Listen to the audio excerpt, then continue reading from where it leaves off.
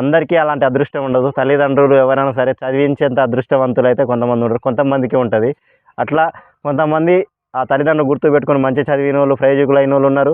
ఆ తల్లిదండ్రుల మాటలు కూడా వమ్ము చేసినోళ్ళు ఉన్నారు. అలాంటి వాళ్ళు వాళ్ళ తల్లిదండ్రుల పేరు తేవాలి. ఓకేనా ఫ్రెండ్స్? అది గుర్తుపెట్టుకొని మీరు ఎక్కడున్నా సరే ఈ విషయం మాత్రం గుర్తుపెట్టుకొని మీ చుట్టాలలో, బంధువులలో మీ తల్లిదండ్రుల పరువు నిల్చునేటట్టు చేయండి. మీ పిల్లలు ఇట్లా చేసిరు కదా చదివిస్తే అనే ఒక అపనింద మీ కుటుంబానికి, మీ తల్లిదండ్రులకు రాకుండా చూడండి. ఎందుకంటే కుటుంబాలలో ఎప్పుడు వీళ్ళు మైనస్ దొరుకుతుందా, ఎప్పుడు వీళ్ళది ఏమైనా దొరుకుతుందా, దాని గురించి ఎంజాయ్ చేద్దాం, టాపిక్ చేద్దామని బంధువులు, పాలోలు ఇలాంటి వాళ్ళు మంచిగా కాచుకొని ఉంటారు. అలాంటి వాళ్ళకి అవకాశం ఇవ్వకండి.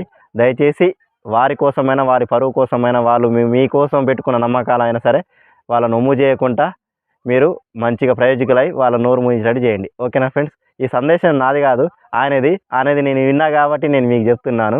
ఓకేనా ఫ్రెండ్స్? బాయ్.